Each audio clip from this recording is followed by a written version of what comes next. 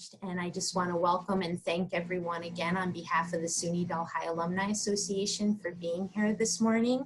My name's Lucinda Brydon, and it's my pleasure to introduce today's webinar moderator, Dr. David Brower.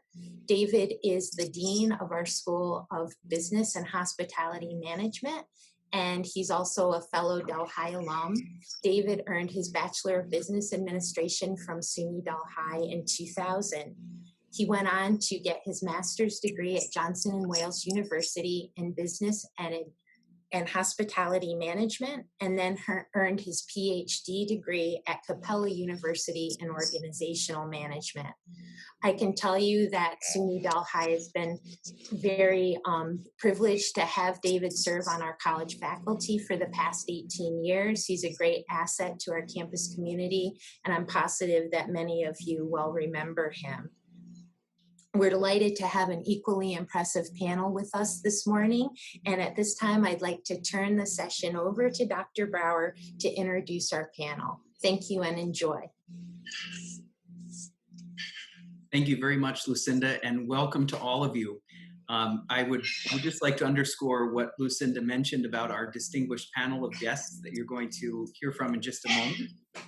But I also wanted to say how thrilled I was to see all of these familiar names in the chat as we got started today. So without further ado, because I realize that an hour goes very, very quickly, I'd like to have our panelists introduce themselves and just share a little bit with you about their career and when they graduated from SUNY Delhi. So I think let's start with Len Mitchell. Len, would you like to introduce yourself to the group? Thank you, David. Good morning. My name is Len Mitchell. I'm the executive chef at the Thousand Islands Harbor Hotel in Clayton, New York, working for Hart Hotels Incorporated. We own around a dozen properties.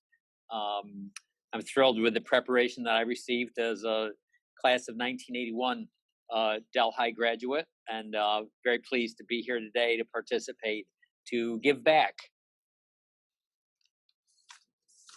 Thank you so much, Len. Kaycee, would you like to introduce yourself? Sure. Hi, everyone. My name is Kaycee Darby. I'm the Director of Sales and Marketing at Mirbeau Inn and Spa in Rhinebeck.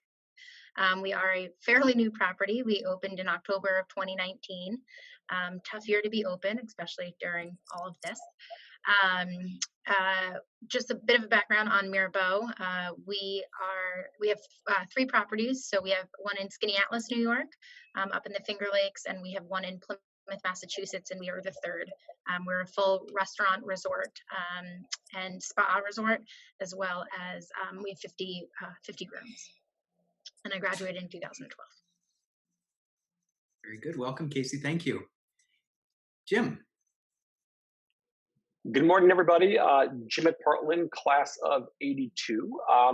I am currently Vice President Leadership Development for Forbes Travel Guide. I came out of the hotel industry. If you read my bio, kind of all over the place as far as living. And I also have a private consulting practice, which is coming to my aid quite a bit these days at helping teams navigate self-insight process and stress and all sorts of stuff. And very happy to be here. Thank you, Jim. We're fortunate to have you on the panel today. Good to see you again. You too, David. Last but not least, Subhash Modasra. Hello, my name is Subhash Modasra. Everybody lovingly calls me Subi. I'm class of 2013, and I'm the Vice President of the Mohawk Companies. We are a full development and management company here in the capital region of New York. We've opened our first property at the tail end of 2018 in Schenectady, New York, and I am actively managing there. I had some years at a DMO, Convention and Visitors Bureau, then with third-party Expedia down in New York, and happy to be on the call today. Very good. Well, welcome again to each and every one of you, and we're super glad to have all of our panelists. And as you can see, they really bridge the gamut of opportunities that are available in the hospitality industry. So I think they're going to lend a varied perspective and certainly a very diverse perspective. As Lucinda had mentioned before, we had, in preparation for the webinar, we put together a few questions that we're going to pose to our panelists in an effort to share their insight as it relates to different issues and concerns and even opportunities that are happening as a result of the COVID-19 pandemic. And what we'd like to do is, again, give them the opportunity to share their insight, and then we'll open it up to questions towards the end. So the first question, and in no particular order from the respondents, but the COVID-19 pandemic has rocked the hospitality industry. I think that's something that we all know and certainly can understand and can embrace. With things like government-mandated shutdowns and travel restrictions, they've led organizations to make difficult decisions, including furloughs and layoffs. What specific challenges have you seen in your respective areas? So what challenges have you seen related to the COVID-19 pandemic? Who'd like to go first? It's like being in class all over again, right? I can start and just give you a bit of what's been happening in the Hudson Valley. So we actually shut down for 2 months. We felt that there was no point really for us to stay open, being so new, and being that we were considered more of a luxury hotel. So we shut down from March 15th to May 15th. We were able to keep all of our employees on full pay, which was amazing. But really, it did start to come back with guest travel. Slowly but surely, it's getting there. But really, what's at our core for sales is groups, more corporate groups, and because we're considered a luxury hotel, they've really stayed away from that. So corporate just really isn't moving for us. They're sticking to more virtual and Zoom calls, conferences. So that's definitely hurt us coming from that perspective of revenue. David, I'll jump in. I went from traveling nonstop around the world, like for the last 4.5 years, to February, the brakes hit, and haven't been on a plane since. The industry is sort of decimated. A lot of friends, colleagues are out of work. Hotels in New York City have been running anywhere from 15 to 22%. Last I checked, Star Research. So I think you got to kind of like call it what it is. It's been terrible. It's been really, really terrible. I can add to that as well, David. I mean, for us, we stayed open. I volunteered, of course, and then really it was just myself and my sous chef doing takeouts and curbside delivery, and we watched that business grow significantly over the course of I think it was 3 months or so. But the big thing that happened here is it really made us appreciate the folks that weren't here, the folks that were furloughed. And so when they came back, we saw a real increase in teamwork. And, business is business. We were able to keep the hotel open with, say 20 to 30 rooms a night, 20 to 30% of our occupancy with local vendors, construction companies, things that were still happening in town. We were really the only thing open in a lot of ways. So it forced us closer together as a family. And now just the increase in productivity and teamwork it's unlike anything I've seen in 40 years. So we really, we met the challenge. We stayed open. We were all tired, but a lot of key relationships have formed. And, the title of our talk today is Using Your Hospitality Savvy. And isn't that really about, our relationships and the warmth that we create to welcome others in? Well, a lot of times, we don't do that with each other because we're busy and we're focused. We've got a narrow focus. So this here at Hart Hotels, it's caused us to really widen our focus to include each other in the hospitality that we offer to our guests. And to echo the sentiment, I think we can all agree it's kind of sucked.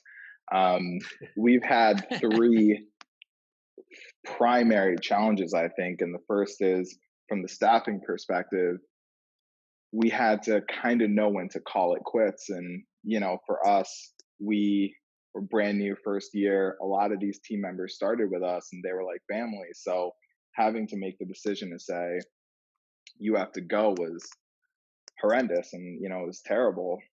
But we knew we needed to keep the hotel alive for them to come back to.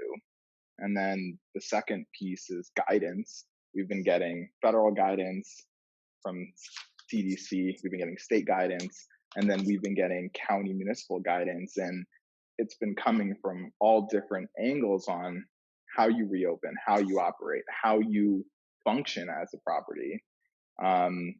And then looking forward and forecasting, our whole industry is built on forecasting and being able to look forward. And, I think in such an uncertain time, there is no clear cut path. So we're seeing that the forecasting for our industry is just, it's fogged. We can't see a thing. So being able to make those decisions, I don't think anyone could have thought it was going to go on this long.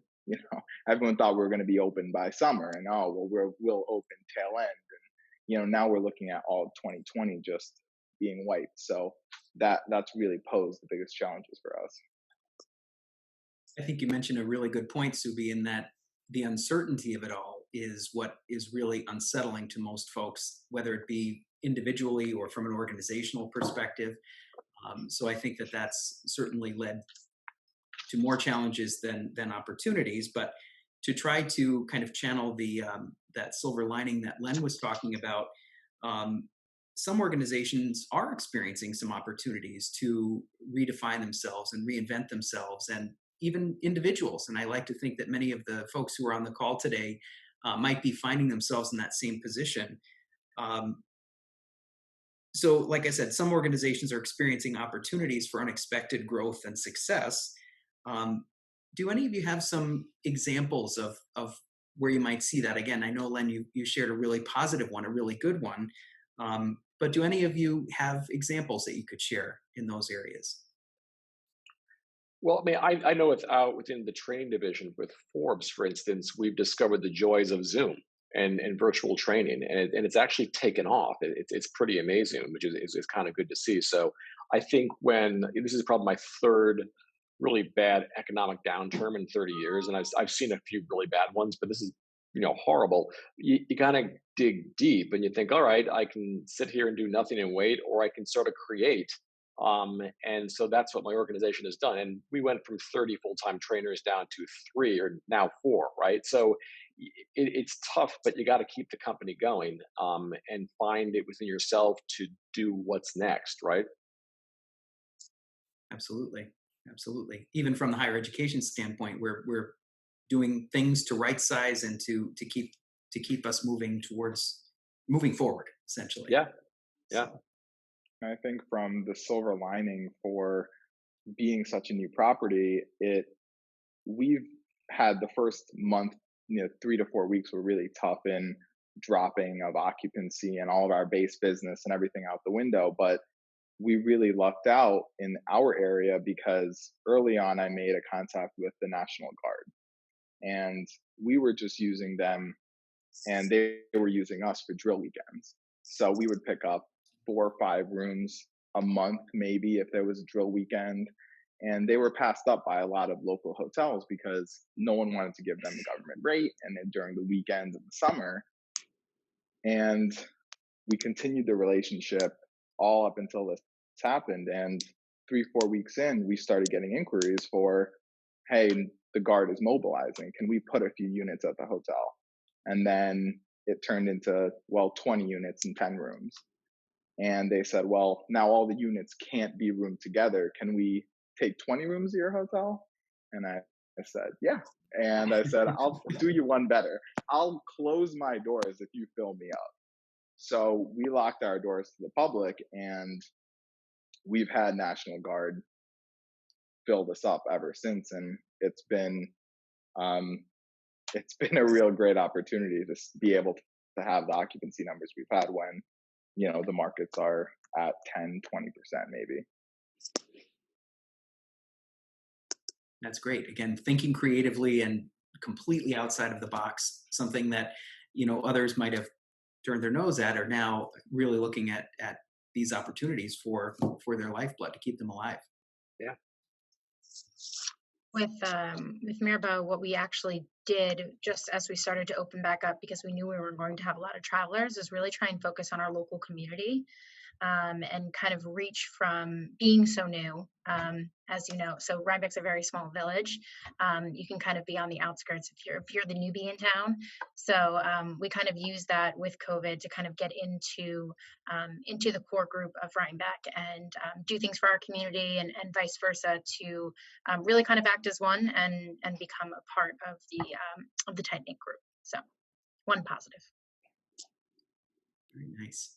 And I think, you know, one of the things that I've seen here locally in upstate New York is restaurants and so forth completely reinventing themselves. I have one of our very close friends, the Brooks family or group of friends. They've gone to a takeout and delivery model, which is not, again, takeout was something that was big to their business, but delivery was never part of their core functioning in the past. And they've embraced that, and they've truly seen some great success as a result of it. Again, sometimes change is hard, and I'm not certain that if the pandemic hadn't happened, that they would have gone in that direction. So again, sometimes we find ourselves on the other side of these challenges with business models that we may not have otherwise expected. So thank you all for sharing those ideas and some of the thoughts of the silver linings, because again, I think it's important for us to keep some of that positivity flowing, even though we've got some challenges at our doorstep here. The third question that we had is, I think, probably going to be most important for the panelists that we have, or for our participants that we have today. But of course, as we all know, a number of our hospitality alumni have been displaced or negatively affected as a result of our pandemic or the pandemic. What are some pearls of wisdom that you have for these folks that are on the call today? What do they have to do to pick themselves up, dust themselves off, maybe reinvent themselves, or at least get themselves back in the game if they've found themselves displaced? What would you share with them today? I would say at this point, like, there is no job that you should not be willing to do at some point. That's right. I started my career out of Walt Disney World, and I was there 5 years, and now, of course, years later, I work with them, and there's 75,000 people that work in the Disney campus. And they, like I said, like 90% of the people have been furloughed, right? So a friend of mine is there, just said, well, I can't find anything, but I've got this kind of job at, I think it was like some deli counter somewhere in downtown Orlando. And he's like, I'm not sure I should take it. And I said, anything now that will pay the rent is a good thing, right? And that being said, though, take your hospitality skill and use that in whatever job you're doing, because this is a good story to tell 2 or 3 years from now. What did I do during this time period to get through it, reinvent myself, and keep my spirit high and where it should be, right? Mm-hmm, mm-hmm. Absolutely. And I've already advised some people in this situation, and I tell them, find a need and fill it. So part of what we're all experiencing, both inside of our own organizations, if we're working, and folks that aren't working, is this word pivot, and it's almost overused now. So I apologize for using it, but it's being adaptable, as you said, to just try to think outside the box. And in terms of going and finding a job, I mean, if it happened to me tomorrow, I would have to go to the market differently. The traditional means of HR departments and resumes, right now, it's all about human connection. So to your point, if someone has a need down the street, that's a great place to start, as opposed to wondering or being choosy and things like that. And the other thing I'll mention too is that inside organizations, even for those of us that are currently working, it's about finding the need and then creating a proposal. Not waiting for, especially large corporations and companies, to come to you or to advertise an opening, but find that need, write a proposal, and fill the need and present yourself in ways that you never imagined. And I think that the results that folks could experience are beyond what they've ever imagined, and the results will be the same, and you get a whole new life doing something that never would have been possible. I think a few colleagues and I were on the phone the other day, and we were talking about a hotel and how it's like it's like a tree, and all the departments are like branches, and all the leaves are like employees. And right now with the climate, a lot of organizations trim some branches, and they tried to cut departments and all these leaves just to make sure the tree would survive. But with that, all of these departments are cross utilized, right? So their bandwidth is being pulled, and organizations are just waiting for it to balance out in order for the ability to regrow. So getting in the door early and saying, this might not have been, a line level position that I wanted, but knowing that there's going to be growth and regrowth in departments and organizations because the industry is resilient. And I think Jim had mentioned this is the third downturn he had seen. And yet it's always come back full force. Yep. Just to go off of that, when one door closes, another one opens, and kind of going with the silver lining is, you may not have a job that you are 100% satisfied with, or think that's where you should be at the moment. But at the moment, that hotel or that restaurant needs you in that position to help them get to where they need to be. So, use that and know that you're being a team player to really to help them get back to where they should be. That's right. And the other thing I wanted to say and add to that, Kaycee, is one thing we've all learned in this is the word resilience. So just when we think that we've got it a little bit figured out, we know what's going to happen, it changes. And I know that the skills that are developing, right around me, just in terms of being able to weather changes and think creatively, it's really caused us to be in a new place. So for those of you that really don't know what's going to happen tomorrow, keep your eyes and ears open and take care of yourselves. I mean, you really invest in yourself and, apply the skills that you've learned in this situation to bring that as a value to yourself and to your next employer. Absolutely. I think these are great points of information, and I think that they'll be inspirational to many of the people on the webinar.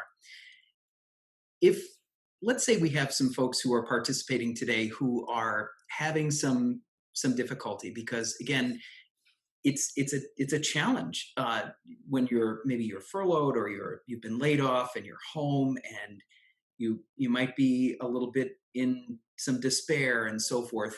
What can you do, or what could one do, or what would you recommend someone do to take the first step? How do we take the first step? How do we get out of that funk that we might be in? And you might even be in that funk if you're still working. But ultimately, what are some of the things that you would do to motivate yourself or encourage others to motivate themselves? I'll start. First and foremost, adult sons of Marine Corps sergeants don't meditate. We're like, no, I'm from upstate New York, and that's crap.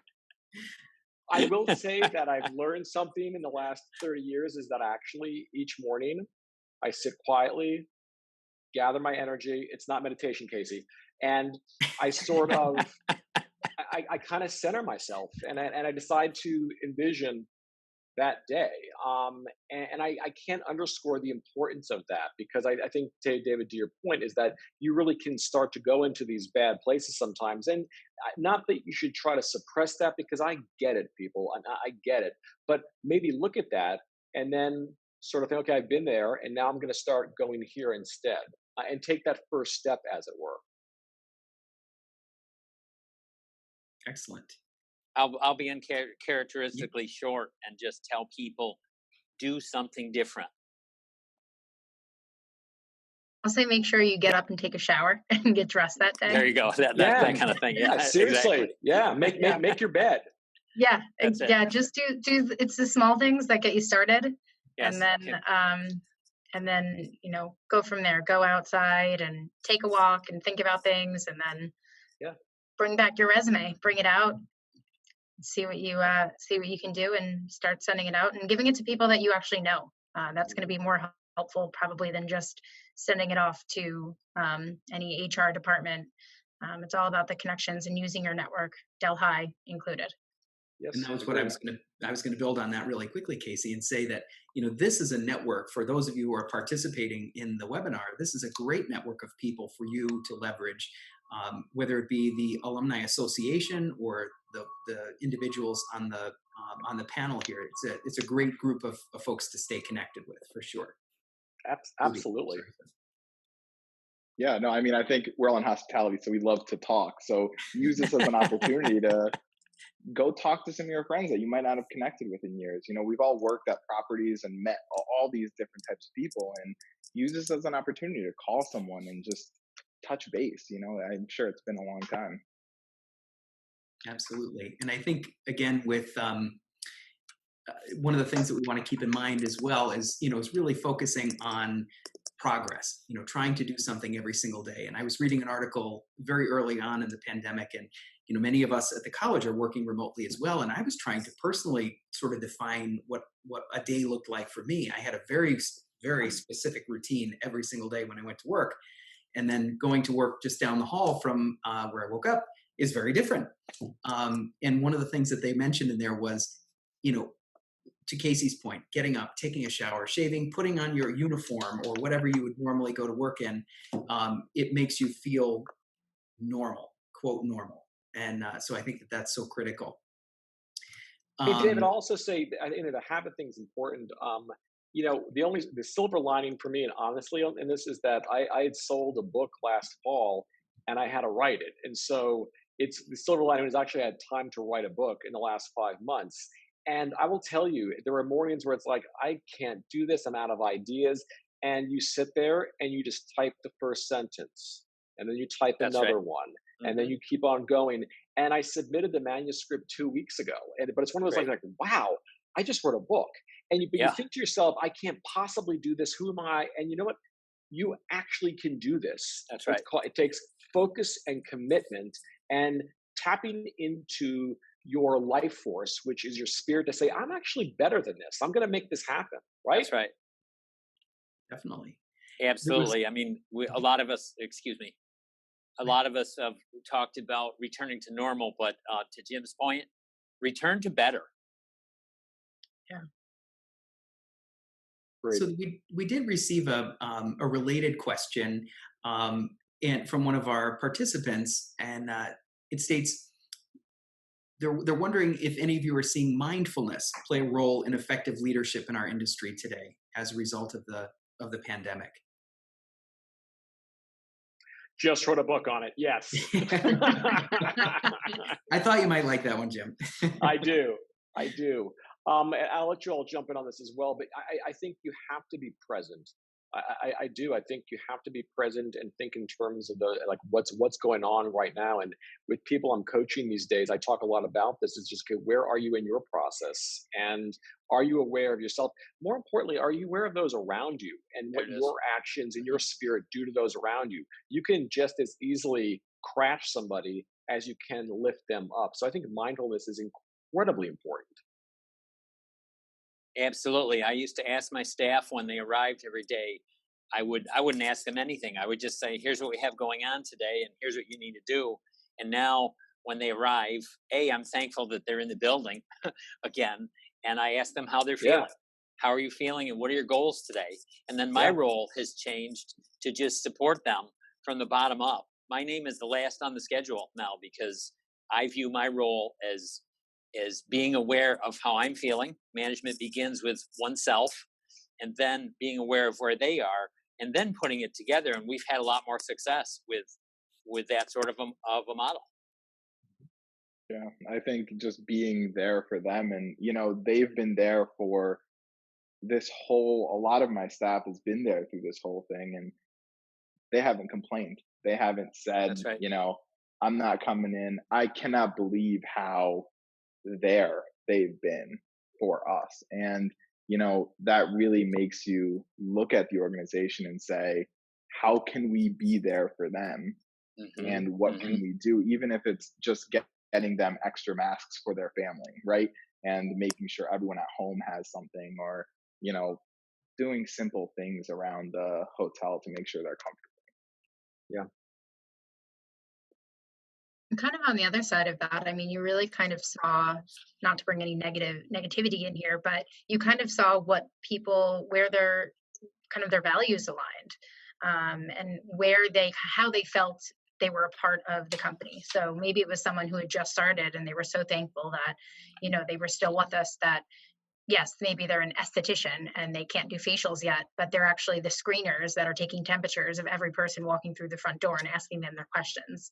And then there were those that, you thought they were going to be great for this situation of what happened. And, they decided to go in another direction, and that's fine. But that's all just about finding, what works for you in certain areas of your life and times in your life to figure out, what's going to be best at this time. Hmm. And also, I think what you can do is reach out to people. I mean, some days I can reach out and say, "Hey, I'm feeling kind of low today." Other days, "How are you doing?" I work with the spa out west, and they're incredible, the entire group. But I actually called the spa director and said, "How's it been? Because I can't imagine you're open at the moment." And she said, "No." And thank you, because no one's actually called to ask individually, "How are you?" And I think Mhm. we can do a lot of real good about reaching out to friends and colleagues. 2 or 3 people takes you less than an hour, and just check in, right? And say, "How can I help you? What can I do for you?" Absolutely. Our environment typically in kitchens, I'm writing a book called Mise en Piece, which is how to change the culture in any professional kitchen into one of dignity and respect, and away from the toxic lifestyle that has characterized what kitchens are run like. And for us to just see people helping each other and caring about how we feel is never really been a component. We've always been about getting the job done and getting 4 hours of sleep and coming back to do it. And it's to just watch people take care of each other it's been incredible. And that's what the future of hospitality is going to look like, as I mentioned earlier.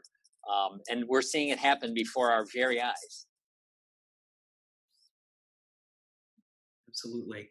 And I think the other thing too, and one of our participants, Scott Ficton, has mentioned that organizations are doing things, creative things, to keep people engaged and to do those sort of pulse checks to make sure that folks are still there and they're okay. And again, it keeps that sense of community. And I think especially in the hospitality industry, because we're such a social group of people, we like to talk, we like to engage and hang out and be part of a group of people. I think it's so critical for us to have those types of outlets and opportunities for people to stay connected. As a matter of fact, the hospitality faculty and I did a couple of virtual lunches. One of our go-to things on Friday afternoons at McDonald Hall is we would always go up for lunch for $5 Friday. And so we had virtual $5 Friday a couple of times during the course of the semester, which is, again, it's a great opportunity. Now, granted, you're eating on top of your keyboard, but it worked and people really enjoyed it. Yeah. And it was just a way for us to catch up and say, "Hey, how's your daughter doing?" Or, "Is your mom still doing okay? How did that surgery go?" All those types of things that we normally would have done in the copy room or passing in the hallway. And I think it's so important to all of your points to provide that same sense of connectedness to kind of weather this storm. So, well, thank you all very much for your insight on that. And again, I think these are some great points that our panelists can live by moving forward. The last of the formal questions that I have is, what next? What does the post-COVID-19 hospitality industry look like? What changes do you think we can anticipate, and what do you think our participants should be prepared for as they look to the future? I think Test question. technically, I mean, listen, as an avid traveler, how you get on an airplane, how you check into a hotel, how you experience a spa, how you experience a restaurant, it is going to change completely. It's the old thing of like the housekeepers doing 14 credits per day and out the room is gone. It's going to be a very different process and touch points and all that goes with it. On the upside, I think technology will take its role as far as how we check in and certain things that can happen. They were already started, but I think the COVID thing has actually pushed this to happen faster. So I think there's some positivity around that.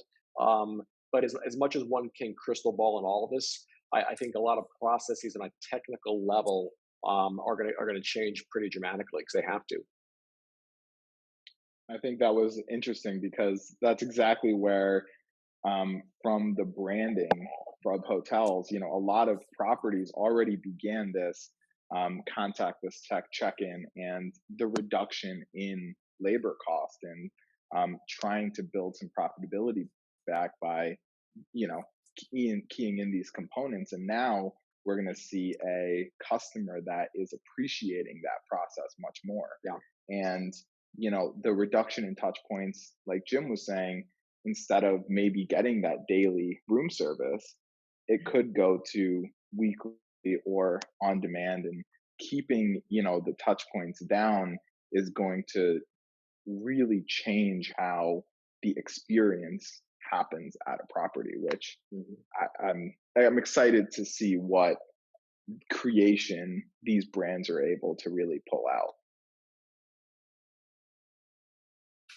Could help a little bit more from a going green perspective if you're kind of Absolutely. Yeah, That's yeah, true. good one.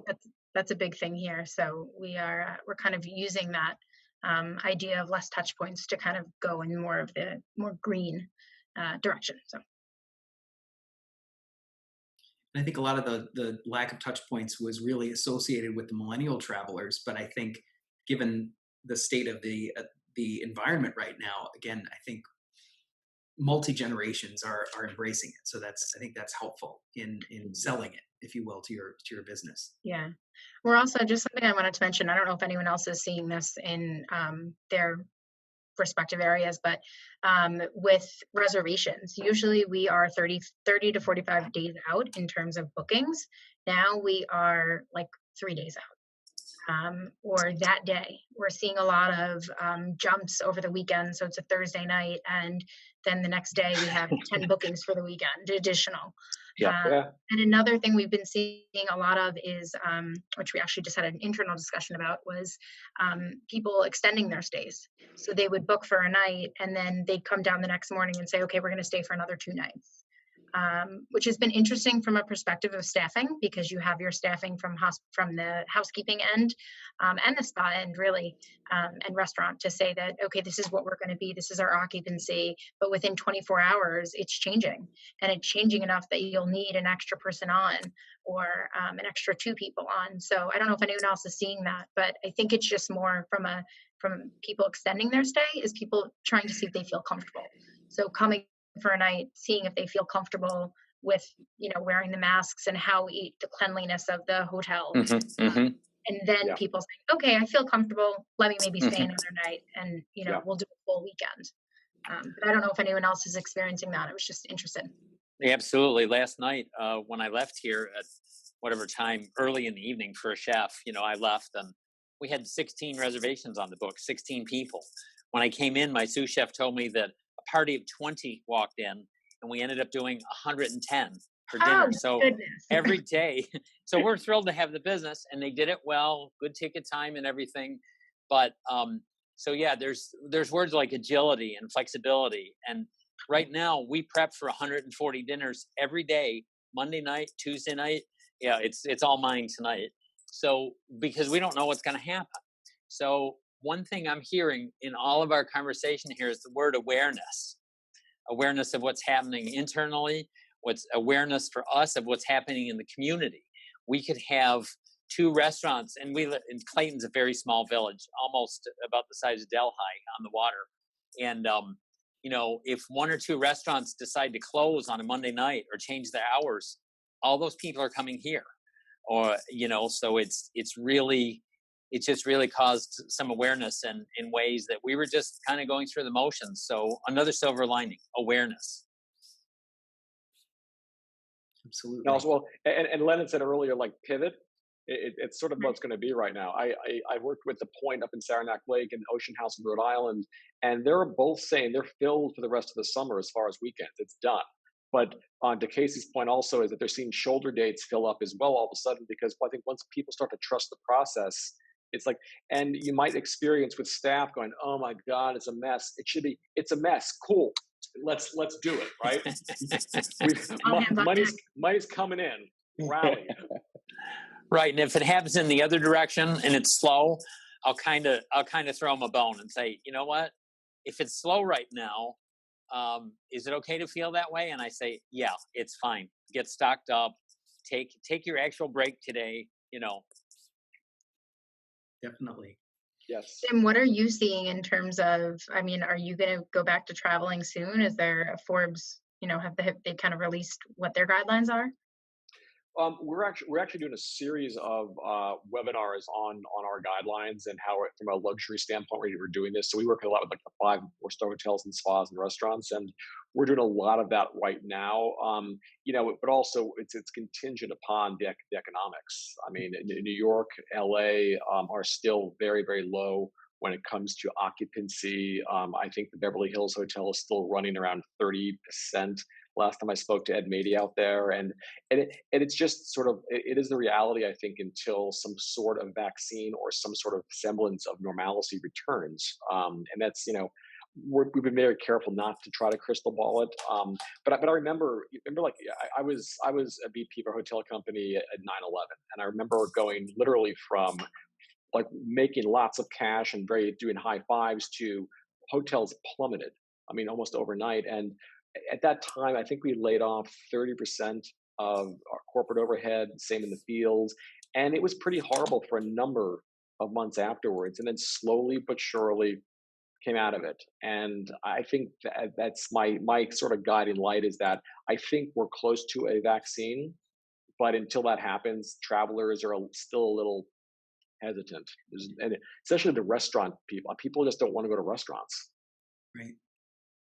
We actually received a question in the Q&A box that I think is poignant, and I think it talks to some of the things that we've been discussing.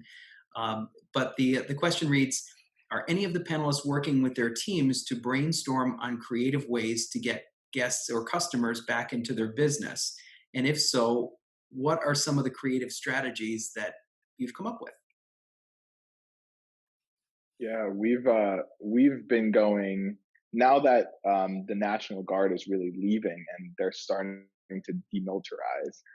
We are starting to reopen our doors, and we right now are 50% with military, and now we have an opportunity to really build off this base. So we're going back to all our corporate contracts that we had, and we're looking at groups that we knew were at other hotels in the market. And some of the hotels are still closed. The Landing, which is a casino property, they're not going to open until they know how to reopen casinos in New York State. So we're getting on the phone, and I have a quick call sheet saying, what are the 3 things we're doing to sanitize and make sure their stay is clean?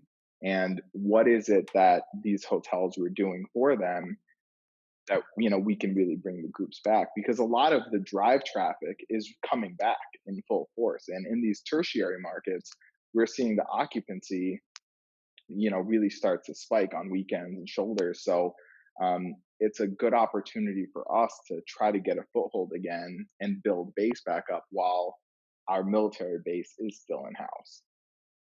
One of the groups that's always been, I won't say prevented, but one of the groups of folks that is typically had trouble making reservations here in the summer now have a great opportunity. And that's most of our folks. Subi, you mentioned the tertiary markets. As all of you know, the Canadian border closed, a few months ago. And that's huge for us, because if I walked out my door here, I could see the Canadian border. Canadian border is a quarter mile from our hotel. So when the border closed, we lost a lot of our Canadian friends coming over all summer. And these are some very well-heeled demographic crowds from Toronto and Ottawa and even Montreal. And so those folks just can't come to our property this year. So that's opened up a lot of rooms for, basically all of New York State, New England. A lot of people as well are doing staycations. They're not traveling to other states. They're not taking cruises, and certainly not getting on an airplane. They've come up here. So we've really kind of expanded the opportunity again. As much as I miss going over to Canada sometimes, it's been great for the hotel in some ways. We decided to kind of, in order to get people, we're basically driving distant. Most of our guests are within driving distance. So we really focus on that 2-hour radius. So that's up through Albany down to the city, and Brooklyn over to Long Island, New Jersey, and it kind of does a full swing over to Connecticut. So we've really focused on kind of pushing those markets, and also doing a lot of having a lot of conversations with writers. So those newspaper articles or the online articles that are coming out, really trying to push like, hey, we're the Hudson Valley, come and see us, to Len's point about the staycation. That's kind of been our focus. And then with that, we did something that we called a return to Mirbeau, and it's $100 credit for every night that you stay over. So you pay $450 for the overnight, but you get a $100 credit to be used in spa, dining, or the boutique. So that's allowing us to kind of funnel some of that additional money into other departments that were like, as the spa isn't as busy as it normally would be, but that's allowing us to kind of funnel some money in there. So from a revenue standpoint, it's been helpful, and it gets people, to say, oh, I can stay over and I get $100 credit. It makes it a little bit sweeter.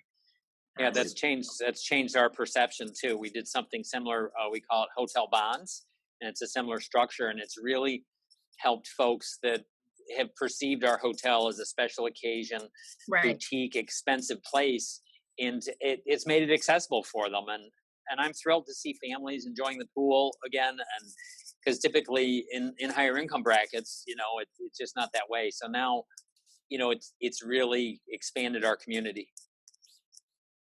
Great. These are all wonderful ideas, and it just shows the creativity that can be accrued when you put some great minds together and build one idea off the other. So that's wonderful. So I think those were the bulk of the questions that I had for you folks. But I'd certainly like to open it up to the participants to ask any questions that they may have. Participants, if at the very lower bottom bar of your screen, there's a Q&A function. Please feel free to click on that and type your question in, and we'll handle them in the order in which they're received. And I'll do my best to kind of blend some of them that are similar if they're similar as they come through.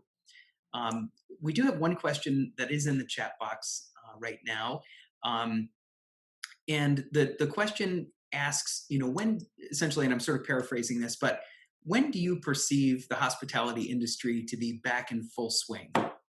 What do you think? I know that Jimmy had mentioned when there was a vaccine or when there's preventive measures. I think that's probably going to be the major guidepost. But what other factors do you see leading the industry and travelers to be more confident and to go out there and enjoy themselves once again? Personally, I would say spring of 2021 into summer of 2021 is when you're going to see it come back full swing.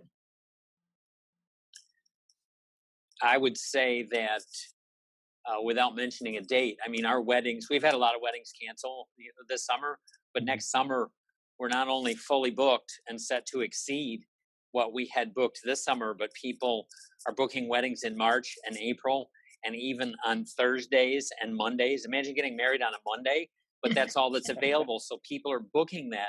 So we're thrilled for that.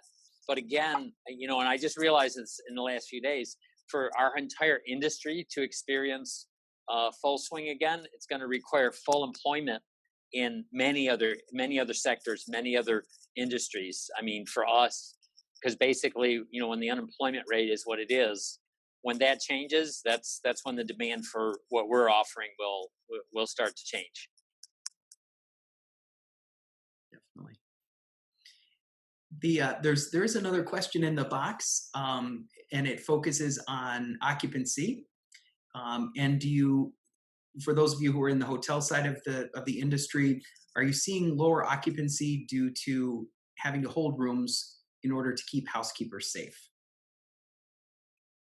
I think, Subi, you had referenced that it may not necessarily be on the staffing side of things, but it was more on the guests side of things where they were having single occupancy rather than double occupancy. But are you making any decisions, any strategic decisions as it relates to staffing to ensure staff safety? Yeah, the biggest things for us are the staff safety, because without that, the operation really cripples. And, you know, for us, we push guests, and I've personally been very surprised with the positive responses that we've gotten from guests and their willingness to work with our team. Anyone coming in the door, you know, as soon as we mention, you know, the masks and making sure, you know, they kind of stay within their room and away from the public spaces, I haven't gotten pushback from anyone. And, you know, making sure that they're not congregating in those public space areas, we've really limited a lot of the areas and where they can congregate. And you know, just working with the housekeepers, I had more rooms stripped and left for housekeepers in the past month than I think we've ever had. And people are pulling things and leaving tips and pulling garbage and making sure these housekeepers are also taken care of. And it's kind of like your faith in humanity is restored, you know? So Yeah. it's really Well nice said. to see. Well said. That's great. That's really great. Just to give you guys an idea, we went from 19 housekeepers before this to 3. Uh-huh. So that was, it was quite the downfall, but we were able to rehire. But one of the things that we did do, to answer your question, we don't let rooms rebook. We usually do a 3-day waiting period. So as the guest checks out, nobody's allowed in that room for a full 24 to 48 hours. And then the housekeepers do go in after 24 to 48 hours to go in and clean it. But we try and give the room some time to kind of sanitize. And if there is any virus there or any germs, we like to, you know, at least let them die off on the main surfaces. So that's something that we've tried to kind of keep housekeepers safe. Mhm. Good. You have another question in the chat box, and this pertains to let's see here, vendors and suppliers. With many hotels and restaurants being affected, have you noticed the vendors closing or shrinking their operations? I can think of one major player in the marketplace that's been impacted by that. But Len, yes, absolutely. That's been kind of a point of pain for us, but it's been good because now when we run out of things, people actually are there for me. Usually it's, why didn't you order that, or did you forget? No, the vendors, if I place a 50 case order, I typically have 6 to 7 out of stocks, and we are now placing 100, 110 case orders, and it's just, particularly with one vendor, it's been really difficult. However, that opened up an opportunity for a relationship with our local vendor, who's a family-owned company, and boy, have they been there for us. And we've actually discovered some excellent products that I had no idea that they had. They were always perceived in our marketplace as a smaller player, really not a go-to, and the prices were high. Right now, they have 75% of our business, and we can actually tell our guests that we're buying, 75% of our food for them to enjoy from a local family-owned company. And that feels great for me because as you know by now, I'm that guy. So it's been, and the other vendor, I feel real compassion for the sales rep involved, because his life has changed and, it's improved our relationship. I don't think he's looked at the numbers quite yet, but he knows that his company just isn't able to supply us right now. And that'll change, that'll get better. But again, it's been another silver lining that I never anticipated, because I've been set in my ways about ordering for a long time, and so it's been a real point of growth. Speaking to our SUNY Delhi education, we were always told to keep pars of inventory, and I've never been so thankful that I had a high par for all-purpose creamer for Ecolab. Absolutely. I had like 6 cases on the shelf, and they said, we're back ordered for 3 months. I said, keep it. I'm good. Yep. So I actually have friends and neighbors that are, because of that par that we learned, I have friends and neighbors, neighboring restaurants that have come in to borrow things because they know that I've got 10 cases of everything. There you go. It's awesome. Absolutely. So we got one more question in the question and answer box. And the question reads, while many of us have probably had positions eliminated until next year, who do you think is wanting to hire hospitality professionals in the meantime? Maybe this is focusing on both in and outside of the hospitality industry. Hey, look, you can be really innovative right now. A close friend was an executive housekeeper for Four Seasons in Miami, and Miami has gone up and down, but right now it's down. And so he reinvented and said, I am the owner of a luxury cleaning business, and I'm trained by Four Seasons. And all of a sudden, he had 2 clients immediately. So he took 2 housekeepers from Four Seasons that were laid off and said, "Come with me."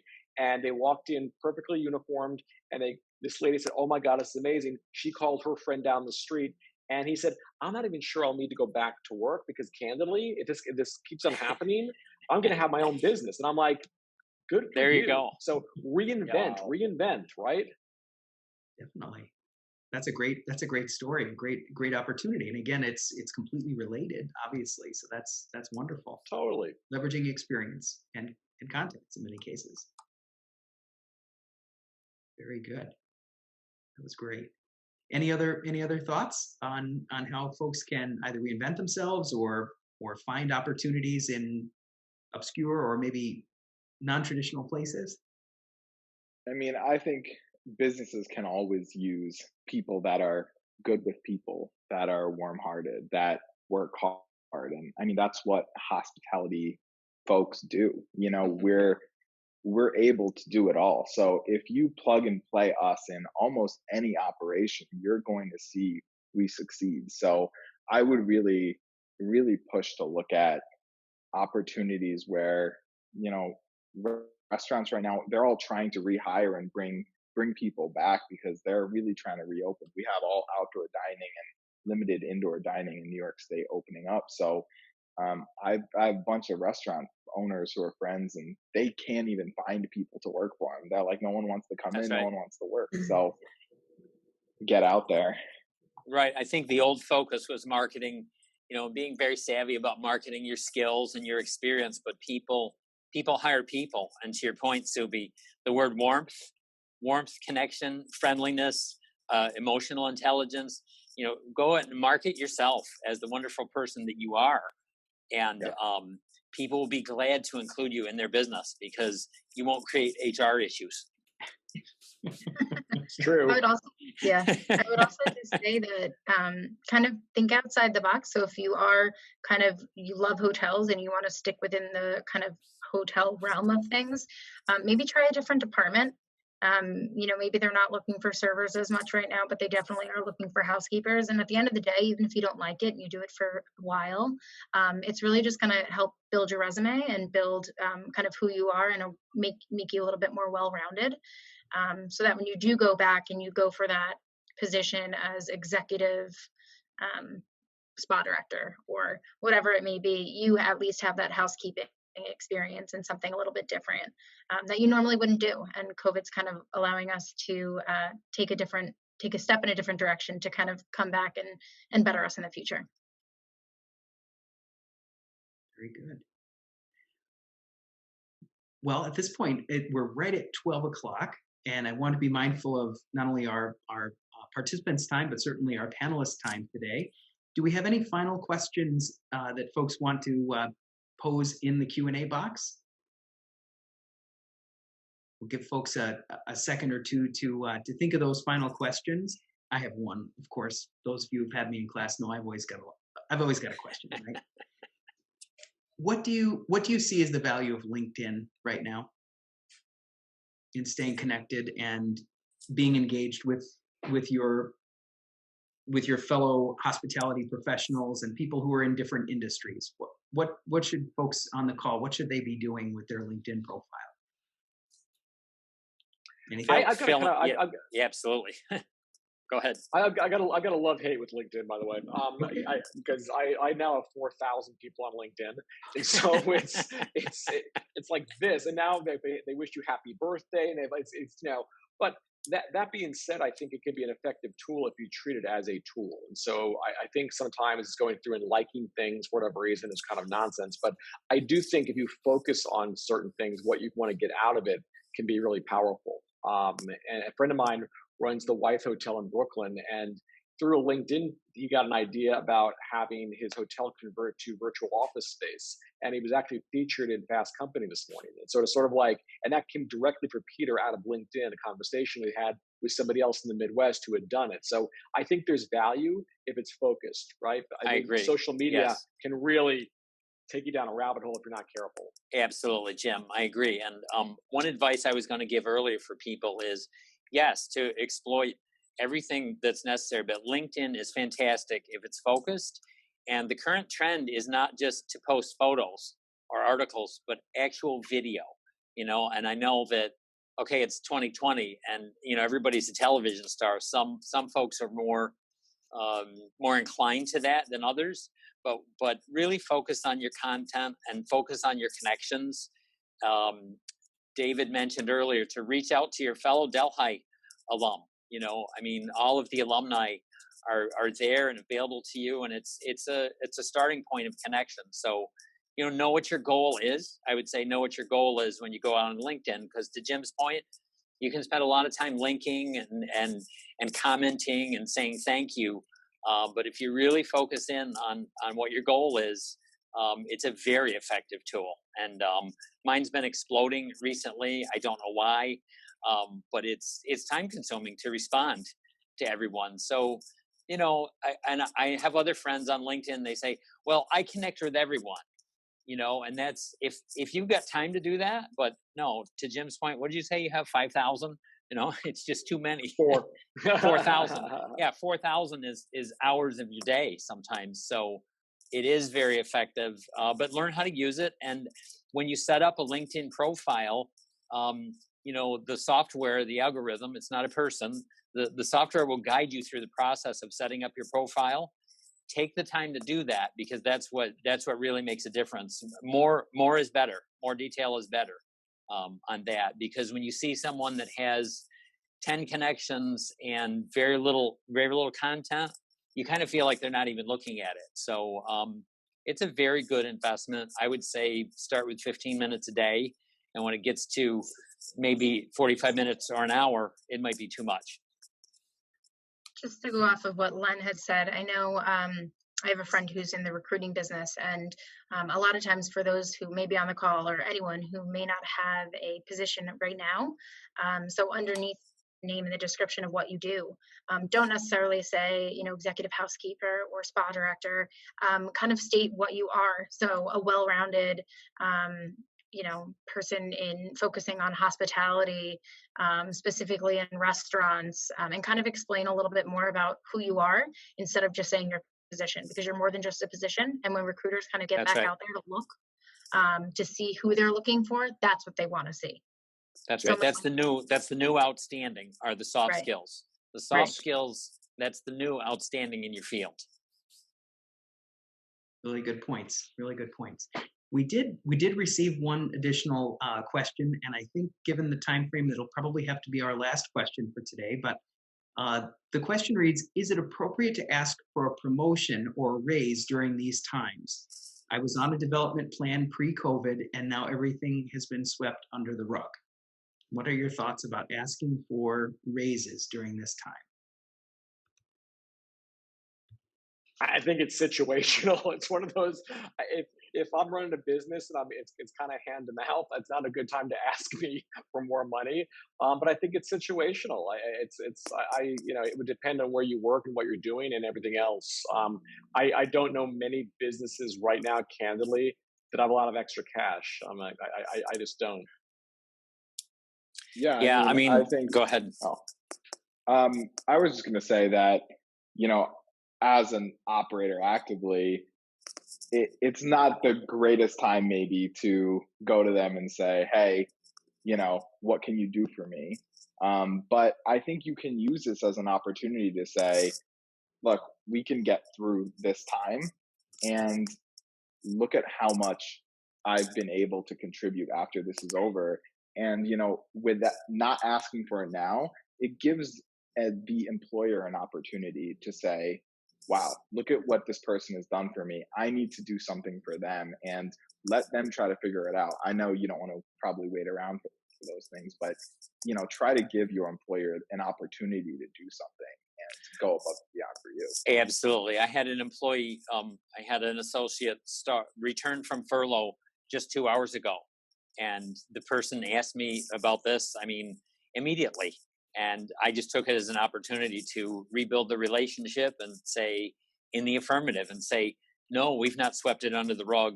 Yes, we have all the dates for the reviews. And when we get some revenue, it was just another opportunity to rebuild the relationship. So Yeah, if I'm promoting open communications and open doors, I want people to tell me what their needs are. Absolutely. Very good. Well, I think, like I said, that was the final question that we had. I just wanted to, before I turn it back over to the advancement office, I just wanted to thank all of the participants that we had today. I think we had a great showing of recent and not so recent graduates. It was wonderful to see the diversity of the folks who were participating in the call.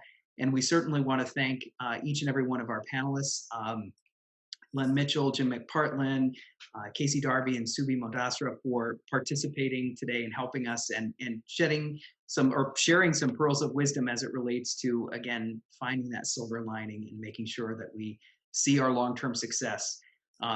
For those of you who are on the call, it was great to see some wonderfully familiar names and some folks that bring us way back, some not so far, but again, we wish you all the best. And if we can help at SUNY Delhi at any time, please don't hesitate to reach out.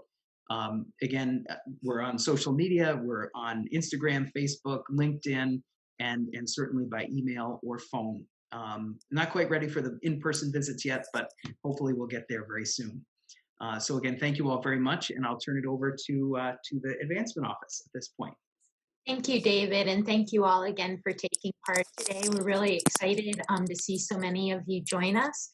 This is what we hope will be the first of many more alumni webinars from SUNY Delhi to come, and we hope you can join us again. We hope you'll stay in touch with the Alumni Association. Please be well and best wishes to everyone. Thank you so much.